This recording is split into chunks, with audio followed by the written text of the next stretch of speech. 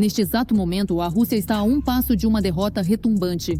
Isso precisa ser visto. Os ataques vêm em série. O inimigo está na mira. A vingança ucraniana não cessa. A linha de frente está em chamas. Nos setores mais tensos da linha de frente, as unidades ucranianas reprimem duramente cada tentativa do inimigo. Rússia à beira da derrota. Ataques ucranianos incessantes. Linha de frente em chamas. Unidades ucranianas reprimem avanços. Exército de Putin sofre. Ucrânia lidera. Qual o golpe decisivo? Veja na reportagem. As forças armadas da Ucrânia continuam a atacar sistematicamente a retaguarda. Na noite de 19 de dezembro, novas explosões foram ouvidas em várias regiões do país agressor. Sob ataque ficaram as regiões de Voronezh, Samara, Tula, Rostov e Orlov. Regiões que desempenham um papel fundamental no abastecimento da máquina militar russa. Em Rostov-do-Don, após os ataques noturnos, parte da cidade ficou sem energia. Da janela, simplesmente, militar, absolutamente nada. Consequências semelhantes também foram registradas em Orel. Consequências semelhantes foram registradas em Orel. Moradores relataram 2 ataques. O primeiro atingiu a termoelétrica. O segundo, o equipamento de transformadores. Parte da cidade ficou sem energia. Surgiu ameaça de interrupções no aquecimento e água quente. Na região de Samara, a fábrica Toliat Azot também foi atacada e pegou fogo. É uma das maiores instalações militares. Maior empresa química da Rússia e um dos principais produtores mundiais de amônia. Isso também aconteceu na Crimeia, temporariamente ocupada. As forças armadas ucranianas desferiram um forte golpe na infraestrutura militar russa no aeródromo de Belbek. Com a ajuda de drones de longo alcance do Centro de Operações Especiais Alfa-SBU, elementos-chave da defesa antiaérea inimiga foram desativados, causando prejuízos de centenas de milhões de dólares. Foram atingidos 2 complexos de detecção por radar de longo alcance Nebo-SVU, o radar 92N6 do complexo Esmina. S-400 Triumph, sistema de mísseis antiaéreos Pantsir S-2. Quando falamos sobre a destruição de qualquer instalação antiaérea, não se trata apenas do sistema de mísseis antiaéreos, neste caso, o Pantsir S-2, um complexo modernizado em relação ao Pantsir S-1, ou seja, ele pode operar em uma faixa mais ampla de condições climáticas, digamos assim. Foi exatamente nessa direção que a modernização foi direcionada. As estações de radar, tudo isso são elementos da defesa aérea. Eles não podem ser posicionados e, além disso, um caça MiG-31 com armamento completo foi atingido. Até hoje não há competência, não há de fato absolutamente nenhuma. A possibilidade de que isso possa acontecer na vasta e complexa Federação Russa, um cenário que merece atenção e análise aprofundada. Enquanto isso, paralelamente a esses desenvolvimentos, outras situações importantes estão ocorrendo simultaneamente.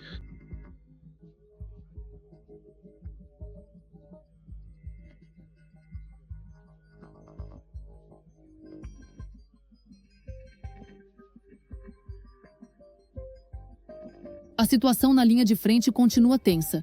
O inimigo não diminui o ritmo e tenta conquistar pelo menos alguns centímetros de terra ucraniana.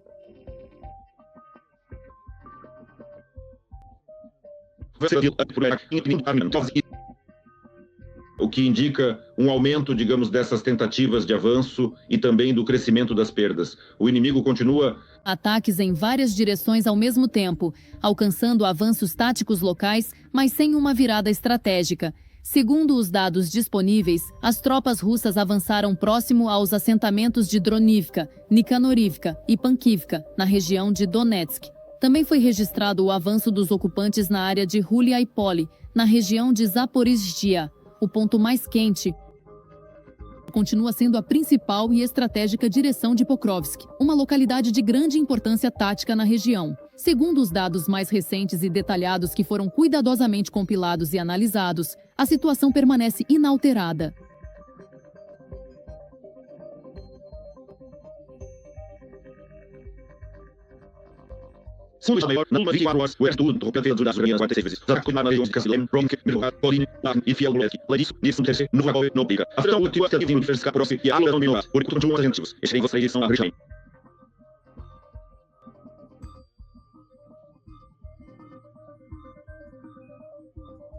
Este assentamento é muito importante do ponto de vista logístico para as nossas tropas que defendem Pokrovsk.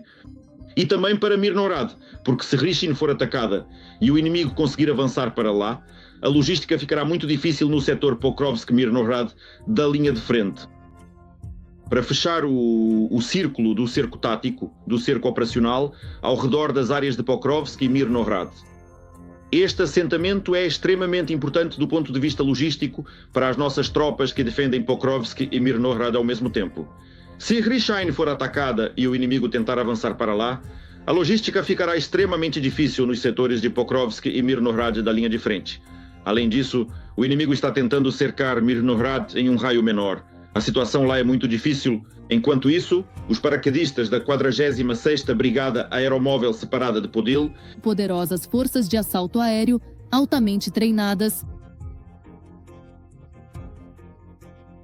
junto a brigadas vizinhas, derrotaram uma coluna mecanizada de ocupantes que avançava para atacar Pokrovsk. Em Lyman, defensores ucranianos destruíram um regimento russo inteiro, melhorando a posição tática na região. Segundo militares, o inimigo tenta entrar na cidade. Combatentes do 3º Corpo de Exército, com soldados das Forças de Operações Especiais do Ministério da Defesa da Ucrânia, impediram isso graças a ações de assalto bem-sucedidas. Nesta direção, o inimigo concentrou seu principal ataque. Envolvendo o 20º elemento, o 20º capítulo, ou talvez o 20º aniversário de um evento significativo, esta é uma parte crucial e fundamental que se conecta diretamente com a sequência ou série de acontecimentos que estamos a analisar, marcando um ponto importante na progressão geral. Exército. Proporção de forças em alguns trechos é de 1:6 a 10 contra eles, Nelimansk e Siversk, portões orientais da aglomeração Slaviansk-Kramatorsk. No mapa, esses assentamentos próximos de Slaviansk. Slaviansk, Kramatorsk e Drushkovka são as últimas aglomerações. A atual situação estratégica em Kupiansk está se desenvolvendo de forma bastante favorável para as valorosas forças armadas da Ucrânia. Na região de Kharkiv. Na cidade, unidades inimigas com até 200 ocupantes foram bloqueadas. Os combates continuam, mas o principal é que a logística do inimigo está praticamente destruída. Todas as rotas de abastecimento foram cortadas, tornando impossível o envio de reforços. Os militares enfatizam que isso é uma prova clara de que o exército russo pode e deve ser combatido, apesar de sua pressão numérica. As tropas ucranianas continuam mantendo posições estratégicas nos arredores de Vovchansk, contendo as tentativas do inimigo de romper e avançar em direções-chave. As forças de defesa da Ucrânia controlam as áreas ao sul, leste e oeste dos arredores de Vovchansk, assim como os assentamentos dos corredores de Vovchansk e outras localidades ao redor do local. A situação é muito difícil, mas está completamente controlada e sob controle. Apesar dos ataques ativos do inimigo, estamos tendo sucesso. Enquanto combates intensos e sangrentos continuam a se desenrolar na linha de frente, a guerra, de forma preocupante e cada vez mais profunda, avança para o interior do território russo. Lá, a situação se torna ainda mais complexa e volátil, com implicações significativas para o conflito em curso. Onde eles decidiram estrategicamente perder algumas de suas valiosas tropas em combate.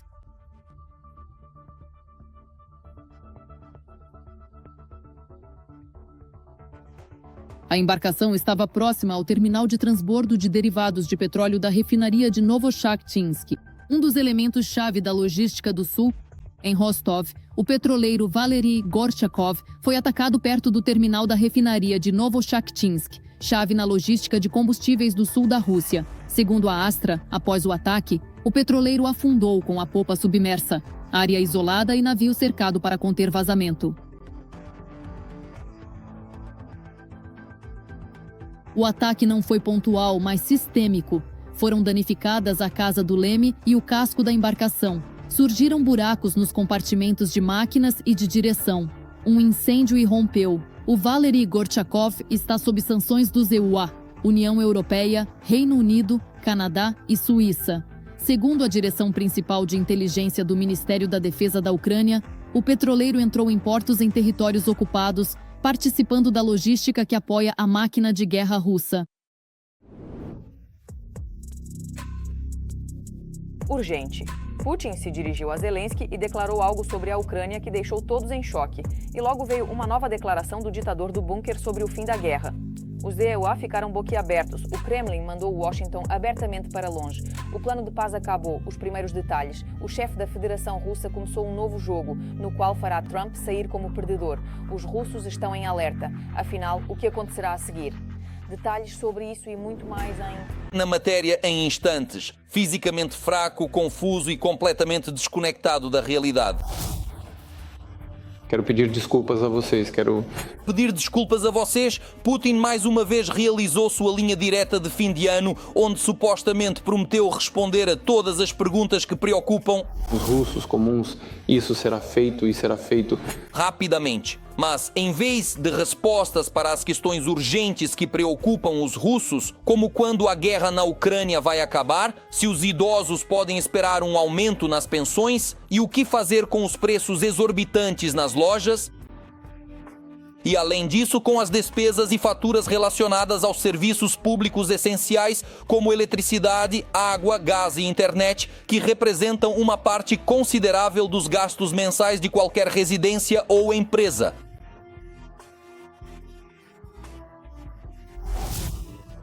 O homem do bunker repetiu sua ladainha. Não é o Kremlin, mas a Ucrânia, a culpada pelos problemas russos. Ele diz que Kiev começou a guerra e não quer terminá-la. Realmente não vemos essa disposição. Lembro que tudo começou com um golpe de Estado na Ucrânia em 2014 e a mentira de uma solução. Gemendo... Tropeçando, Putin continua a proferir absurdos. Por exemplo, sobre as eleições na Ucrânia. Bunkerny garante que está pronto para abandonar os ataques em território ucraniano durante o período da votação. Putin, ignorando os acordos de Minsk, profere absurdos sobre as eleições na Ucrânia. Ele garante suspender ataques durante a votação para garantir a segurança no interior do território no dia da votação. Mas há um porém. O Kremlin exige que os ucranianos que vivem em território temporariamente ocupado pela Rússia também possam votar nas eleições ucranianas. E lá, Putin pessoalmente vai supervisionar o cumprimento da honestidade do processo eleitoral. Vocês distorcem completamente tudo o que realmente dizem, escrevem. Kremlin exige voto ucraniano em território ocupado. Putin supervisiona. Distorçam e propaguem. De questões militares e políticas, Putin imediatamente pula para as questões do dia-a-dia. Segundo o bunkerista, todos os problemas da Rússia são culpa do Ocidente coletivo junto com a América. Dizem que os preços nas lojas estão subindo por causa do Trump, o custo dos serviços públicos é aumentado pessoalmente por Friedrich Merz e, além disso, todos os ativos da Rússia no exterior também foram congelados.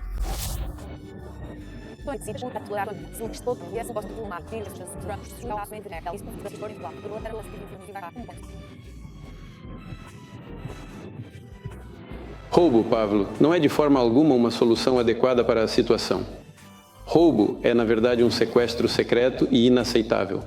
Mas a recusa persistente das autoridades locais em efetuar o pagamento...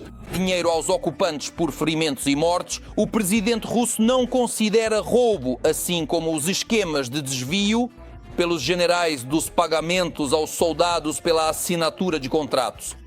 Isso, na opinião do bunker, são apenas pequenos erros que supostamente serão corrigidos em breve.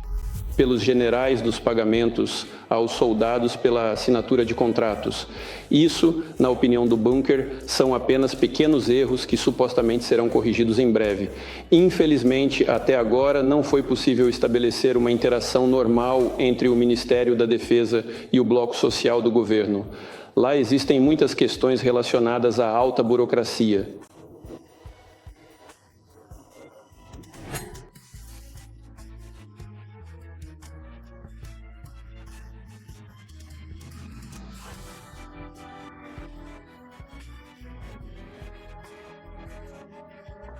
O bunker deixou bastante claro para toda a imprensa que a movimentação estratégica e as ações tomadas para o presidente russo, Vladimir Putin, resultaram em uma situação onde os papéis importantes e cruciais se perdem completamente e de forma irrecuperável. por parte do poderoso exército russo. Além disso, o presidente Putin mais uma vez se gabou de supostas vitórias inexistentes do exército russo. Em particular, ele anunciou que a cidade de Kupiansk está agora sob o controle total e efetivo das Forças Armadas da Rússia. No cerco a essa importante localidade, lá estariam supostamente cerca de 3.500 militares das Forças Armadas da Ucrânia, enfrentando uma situação bastante delicada.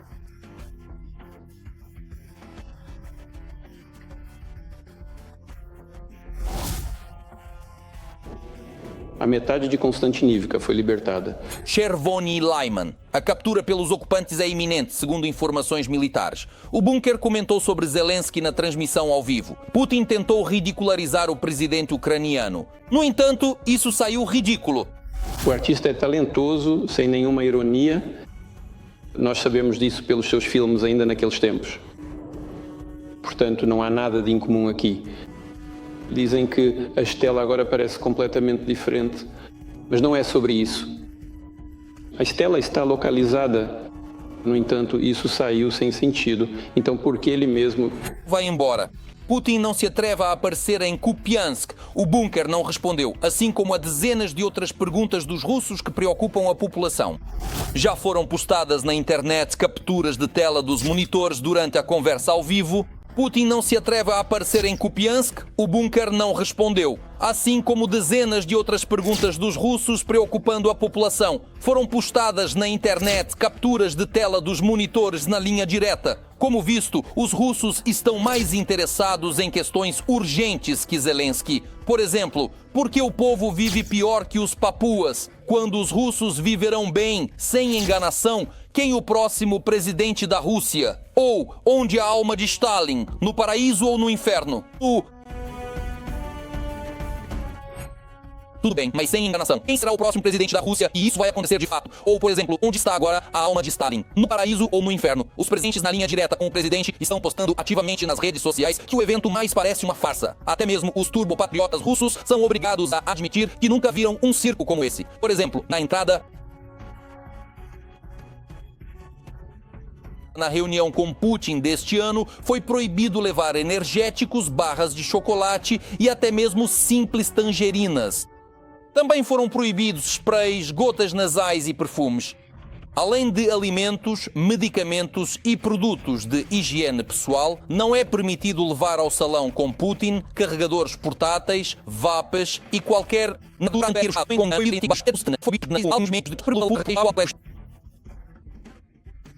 Tati, quando começou a linha direta, muitos se recusaram a aplaudir com a aparição do ditador russo.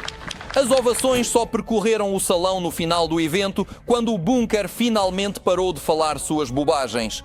Desta vez, seu discurso durou impressionantes 4 horas e meia. Por agora é tudo. Com vocês estive eu, Darina Hutskao.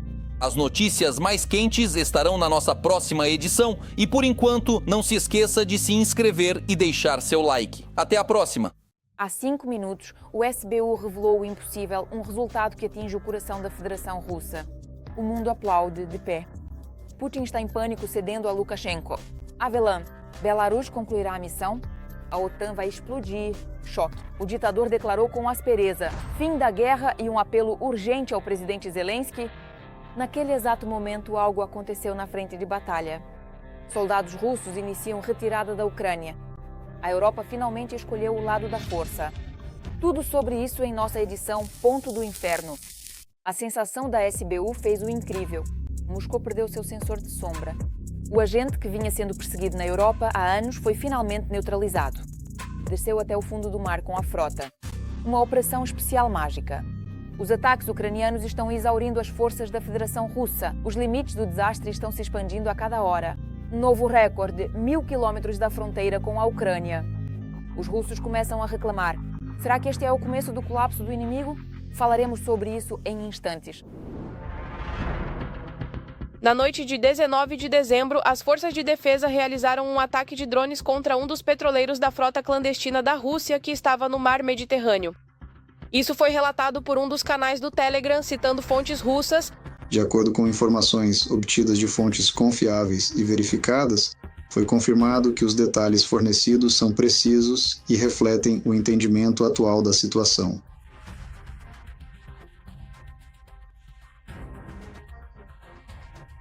Estamos mostrando que a frota, que antes era quase desdenhosamente chamada de frota mosquito, hoje demonstra sua eficácia.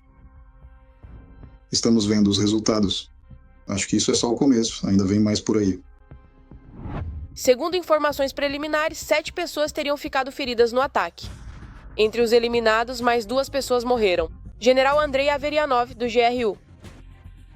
Um funcionário do GRR, um dos chefes de departamento, liderava a unidade militar número 29155, mas isso não significa nada. Muito provavelmente é a unidade que realizava operações de sabotagem.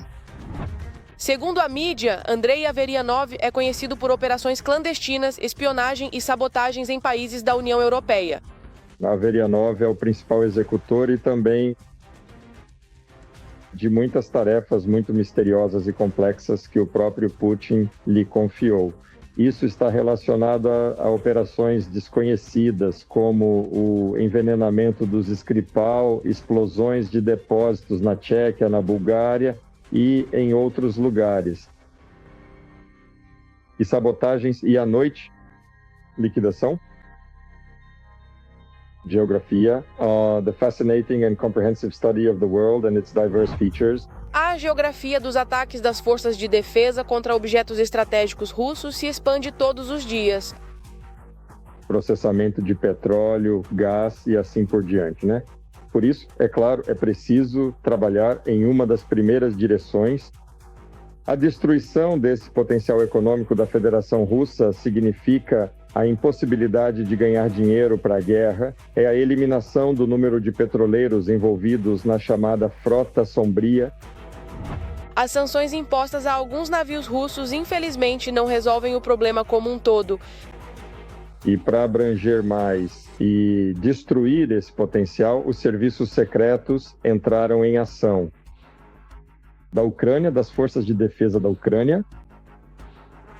E aqui é preciso dizer que o alcance é muito amplo.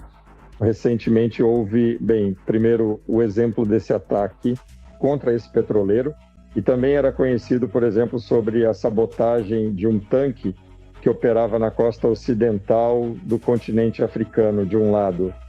Por outro lado, por exemplo, no Mar Cáspio, né, há plataformas que ficam a milhares de quilômetros, onde antes nossos meios não conseguiam chegar, e agora parece já foi realizado o terceiro ataque, e de forma muito eficaz. Os ataques à logística do exército de ocupação também têm um componente emocional. Isso afeta os próprios russos, e isso, para nossos parceiros, os russos intensificaram muito os ataques informacionais com desinformação contra nossos parceiros, contra nós e vocês. Pensem em quão séria é essa operação. É possível afundar um petroleiro em águas neutras, longe das nossas costas. Um dia antes do ataque ao petroleiro, em 18 de dezembro, o SBU realizou mais um ataque bem-sucedido, no valor de centenas de milhões de dólares. O ataque foi ao aeródromo de Belbek, na Crimeia, temporariamente ocupada pela Rússia, e libertou os ocupantes de um avião, um MiG-31 totalmente armado e sistemas de defesa antiaérea.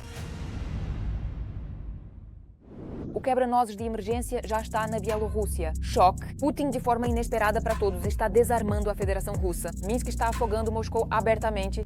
Isso é imperdível. O poderio militar do inimigo está se desfazendo diante de nossos olhos. O destino do míssil balístico intercontinental já foi determinado. Com uma declaração chocante que fez todos refletirem, Lukashenko prepara um golpe contra a Europa. Isso já não pode mais ser escondido. Foi então que veio à tona a dolorosa verdade do Kremlin. A defesa antiaérea russa foi rompida. O ditador deu a ordem para fugir. Não perca os primeiros detalhes a seguir. Até o final do ano, o sistema de mísseis de médio alcance com o míssil hipersônico Oreshnik será colocado em serviço de combate. E nós lançaremos um ataque com o Oreshnik lá. E veremos o que acontece. Responderemos, inclusive, com a possível continuação dos testes do Oreshnik em condições de combate. Putin fala há muito tempo e muito sobre seu enorme Oreshnik. Mas agora o míssil não aparece apenas nos discursos do Kremlin. Parece que o homem do bunker tomou uma decisão: compartilhar com seu melhor amigo. As primeiras posições estão equipadas com o complexo de mísseis Oreshnik. Ele está conosco desde ontem e já está assumindo o serviço de combate. E agora, o interessante é que quem anuncia que o míssil está entrando em serviço de combate não é Moscou, mas Minsk. Porque se isso viesse da boca do presidente russo, seria percebido como uma escalada. Tensão, aumento das chamadas apostas e um sinal de fato. Porque a Federação Russa está saindo dos chamados acordos de paz. E isso automaticamente acarretaria a imposição de sanções econômicas adicionais por parte do ZEUA. Embora cerca de um ano atrás, Lukashenko tenha implorado a Putin por um sistema de defesa para sua própria segurança. Não considere isso como alguma ousadia. Quero pedir publicamente a você que novos sistemas militares e, antes de tudo, o sistema de defesa sejam posicionados no território da Bielorrússia. Isso acalmaria seriamente algumas mentes que já estão prontas para lutar contra a Bielorrússia. Será que depois de um ano, Lukashenko realmente convenceu Putin a lhe entregar armamentos? Ou será que não é tão simples assim? Isso é pura fantasia. É fruto da imaginação do próprio Lukashenko. Não existem dados de controle objetivo que indiquem a transferência desses meios de ataque, muito menos o seu posicionamento no território da República da Bielorrússia. A declaração do líder bielorrusso, claro, soa séria. Mas na verdade não há mísseis lá. E agora tudo isso se parece cada vez mais com uma encenação. Mas por que estão encenando isso? Podemos dizer que isso já não é coincidência. E, consequentemente, são tentativas da Federação Russa de exercer pressão político-militar sobre os países europeus com o objetivo de bloqueio. A questão sobre a possibilidade de confiscar ativos russos congelados em favor da Ucrânia. Há mais de um ano, a Rússia atingiu Dnipro com um míssil balístico Oreshnik.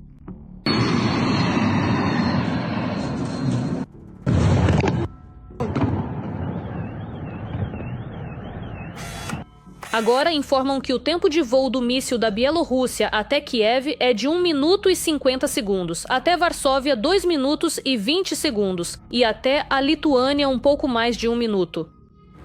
Lembrem-se, o tempo de voo não diz respeito apenas a Kiev, mas em maior medida às capitais europeias. É exatamente essa tese que está sendo promovida pelo lado russo. Isso deixa claro que a Federação Russa está pressionando simultaneamente vários países. Prazacar. Em primeiro lugar, os parceiros europeus e a Ucrânia, no momento em que a Ucrânia assinou os chamados acordos de paz. E a questão diz respeito às concessões territoriais por parte do nosso país. Mas um momento revelador é a produção em massa desses mísseis. Afinal, como sabemos, isso não existe. O Oreshnik é experimental. É um meio de ataque da Federação Russa, ou seja, não se fala em nenhuma ampliação da produção, muito menos nas proporções que permitiriam à Federação Russa implantá-lo no território da República da Bielorrússia. Segundo a direção principal de inteligência do Ministério da Defesa da Ucrânia, a Federação Russa possui entre 4 e 7 dessas armas. 1. Enquanto os magnatas dos bunkers e dos produtos derivados da batata decidem jogar o jogo da movimentação de equipamentos, a Ucrânia garante que nenhum equipamento permaneça na Rússia.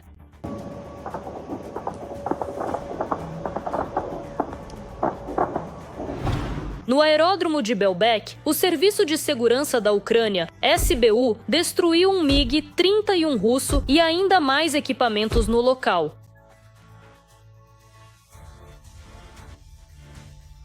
Estamos falando de equipamentos de alta tecnologia e de última geração, que representam um investimento substancial no valor de centenas de milhões de dólares, o que demonstra a magnitude e a importância desses ativos.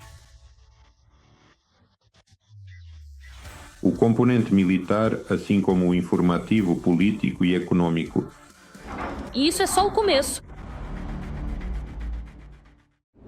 Neste exato momento, a Europa apostou tudo na vitória da Ucrânia e fez isso de forma estrondosa. Enquanto Moscou construía ilusões sobre o cansaço do Ocidente, Bruxelas reuniu 90 bilhões e deu um golpe na reputação do Kremlin. Isso é um verdadeiro tapa político. A UE confia em Kiev e a Rússia foi novamente feita de boba. As apostas estão feitas. Bratislava e Budapeste não aguentaram a pressão e se renderam. Você precisa ver isso, não perca. A traição foi cancelada. Após longos meses de discussões e praticamente uma votação noturna, os líderes europeus finalmente decidiram destinar dinheiro à Ucrânia. Hoje estamos tomando a decisão de conceder 90 bilhões de euros à Ucrânia para os próximos 2 anos. Eu estou muito feliz em informar que conseguimos. Chegamos a um acordo que nos permitirá satisfazer as necessidades financeiras da Ucrânia pelos próximos 2 anos. Ao mesmo tempo, a principal ideia era financiar a Ucrânia com os ativos russos congelados. No entanto, nas últimas semanas, o número de céticos em relação a essa decisão só aumentou. Por isso, a UE imediatamente preparou uma solução alternativa. Logo no início da cúpula, havia 2 soluções sobre a mesa. A primeira solução era pegar os ativos russos congelados e, a partir deles, conceder um empréstimo à Ucrânia. E a solução que foi aprovada é destinar esses 90 bilhões, e esse é um empréstimo do orçamento da União Europeia. Ou seja, principalmente, serão emitidos títulos da UE, bem como, eu não sei, na verdade não posso descrever o mecanismo com precisão, não entendo muito bem, e esse dinheiro, a União Europeia nos concederá esse valor como empréstimo. Os especialistas se apressaram em tranquilizar. A decisão sobre o empréstimo foi ditada exclusivamente pelos desejos da Europa. Adiar a continuidade das discussões sobre o mecanismo de confisco de bens russos ameaçava resultar simplesmente na falta de verbas para a Ucrânia no ano seguinte. Ao mesmo tempo, apesar da expressão empréstimo, segundo analistas, os ucranianos não terão que devolvê-lo. Ou seja, se a Ucrânia não pagar o empréstimo, ele será quitado com o orçamento da União Europeia. Isso é o que cobre o empréstimo. Claro, a Europa entende perfeitamente que depois terá que tomar uma decisão política para cancelar essas dívidas. Porque um país defensor não pode proteger a Europa a crédito. Isso significa que, se não houver justiça nessas relações entre a Europa e a Ucrânia, no futuro a Ucrânia não terá motivação em caso de agressão contra ela. A Europa age de forma simétrica ao ajudar os países europeus. Devemos estar em condições iguais. E cada vez mais líderes europeus demonstram compreensão disso. Apesar da ausência da Ucrânia como membro da OTAN e da UE, o Ocidente entende a guerra contra a Rússia. Eles estão unidos com a Ucrânia. Temos uma escolha simples, ou dinheiro hoje ou sangue amanhã. Não falo apenas da Ucrânia, falo da Europa, e essa é a nossa decisão. Somente nossa. Ao mesmo tempo, é especialmente importante destacar que a Rússia se opôs a essa decisão como pôde, inclusive com seus métodos tradicionais, com ameaças diretas a altos funcionários da Bélgica e da eurocracia. A Rússia recorre à chantagem direta, à agressão direta contra o país e até mesmo contra determinados funcionários desse país, da União Europeia e da OTAN. E saibam disso. Por algum motivo, todos na Europa entendem isso como deveriam. Ou seja, nós estamos falando de atos de declaração de guerra, sim, mesmo que seja esse tipo de guerra, mas ainda é guerra. Quando funcionários de um Estado ameaçam funcionários de outro Estado com assassinato. Vale ressaltar que, deixando de lado as divergências sobre a confiscação do dinheiro de Moscou, os participantes votaram unanimemente a favor da concessão do crédito. Assim, conseguiram convencer até mesmo a Hungria e a Eslováquia. Muitos achavam que a Hungria iriam certamente bloquear essa decisão. Claro, encontraram uma forma, encontraram uma abordagem para Orbán, e o principal é o aspecto financeiro. Aqui precisamos entender que é um momento incrivelmente importante que está do lado da Ucrânia. Os apoiadores mais ativos são a França e a Alemanha. De fato, os principais doadores da União Europeia, os países dos quais depende o financiamento desses países menores, como a Hungria e a Eslováquia. E Friedrich Merz, quando assumiu o cargo de chanceler, já insinuava que, se os países que minam a unidade europeia reivindicarem o dinheiro europeu, ele irá revisar ativamente essa política. Analistas acreditam que isso se tornou um ponto de virada na questão da votação dentro da União Europeia. E agora, ao congelar indefinidamente os ativos russos e, na prática, dar a si mesmos mais 2 anos. Para tomar uma decisão, a UE sabe como agir contra aqueles que resistirem à posição coletiva. Quanto ao crédito de reparação e à confiscação dos bens russos, então, é evidente que esse processo vai ocorrer em paralelo. O fato de a Europa ter conseguido encontrar mecanismos de influência sobre alguns países é extremamente importante, especialmente à luz das perspectivas que em breve se apresentarão à UE, dizem os especialistas. A compreensão de que esta não é uma guerra da Ucrânia na Europa, mas sim uma guerra na Europa, no território da Ucrânia, muda o contexto e a compreensão da zona de responsabilidade dos líderes europeus. E como se torna evidente a responsabilidade, esta não é apenas pelo bem-estar financeiro, mas também pelo resultado da guerra russo-ucraniana. E, portanto, a era de esperar pelas decisões dos EUA acabou e chegou a hora de agir de forma independente. Todos os europeus entendem que agora haverá uma nova União Europeia sem a América. Todos os países europeus, com exceção de alguns poucos que decidiram jurar lealdade à América, como a Itália, a Hungria, bem, são apenas alguns. Todos os outros, sem dúvida, decidiram de fato, vamos dizer assim, criar uma nova União Europeia com muitas outras regras, e tudo está caminhando para isso. A criação de uma União Europeia com outras regras, na qual, em particular, haverá mais governabilidade durante a guerra, porque antes se acreditava que quem iria guerrear e comandar a guerra seria a América, mas agora ficou claro que não é assim. E justamente a decisão de destinar fundos para a Ucrânia é provavelmente a melhor demonstração de que o Ocidente estará com a Ucrânia, pelo tempo que for necessário, tendo provado na prática que aprendeu e continuará superando seus próprios problemas em prol do nosso bem comum. Para nós é importante que a União Europeia tenha cumprido seus deveres, que na verdade não eram obrigações, eram palavras, eram deveres morais, não físicos. E a União Europeia, grosso modo, confirmou essas garantias. Isso é muito importante para nós, como Ucrânia.